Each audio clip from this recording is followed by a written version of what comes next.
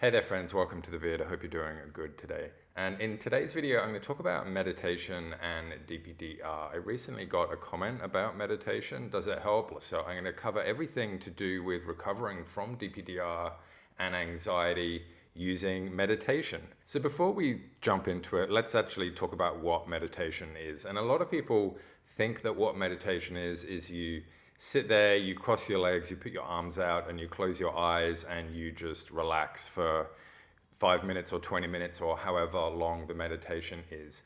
And that isn't really how it works. You can sit in that position if it's comfortable for you, but you're not just sitting there relaxing. You're not just daydreaming or going to sleep. You're actually doing sort of intense mind work that can be very, very refreshing, and it can have a very positive impact on your mental health and your outlook on life. Lots of people use meditation to help with their recovery, and there's lots of different forms of meditation.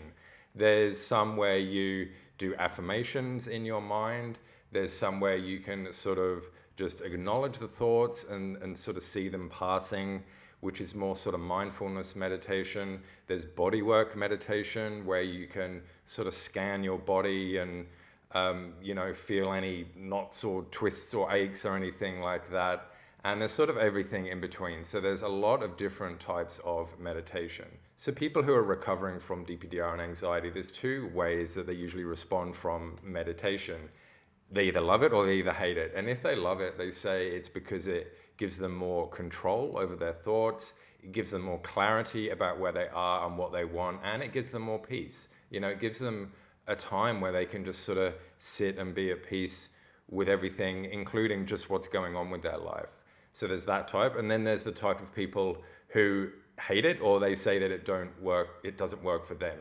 And the biggest reason that those type of people, and perhaps you've experienced this too, if you've tried it and it hasn't worked for you, is you think that you just can't stand sitting there with your eyes shut, constantly stuck with your thoughts. And then so that sort of leads to the question of, well, should you do meditation or not? And I put that question in sort of the umbrella of lots of similar questions of that type, which is, should I do XYZ to help me with my recovery or not? Should I do exercise? Should I cut out caffeine? Should I do meditation?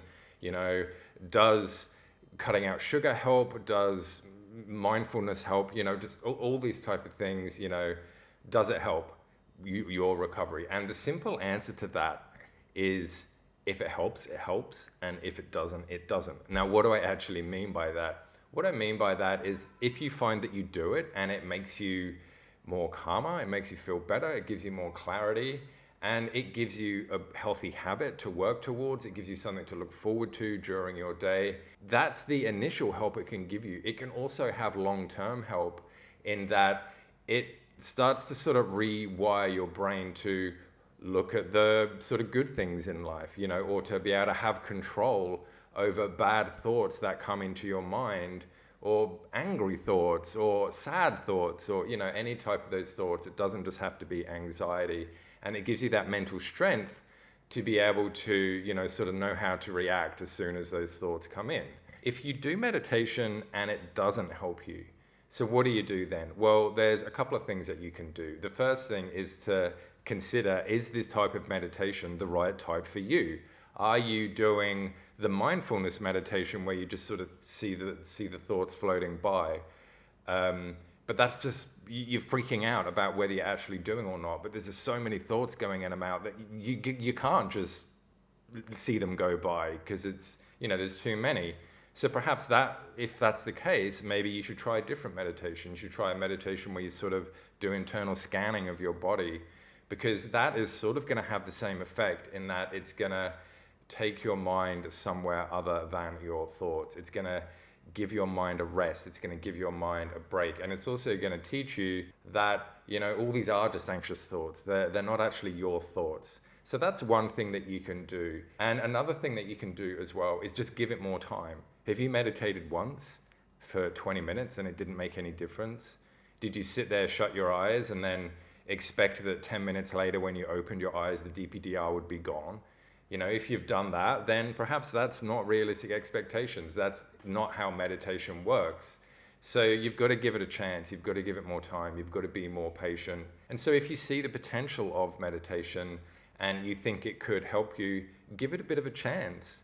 Do it for at least 2 or 3 weeks, or at minimum 1 week every day for at least 10 minutes a day, just to see how it goes. And then for sure, if you're just like, I just utterly hate this, I freak out at the thought of going to meditate, then meditation isn't for you.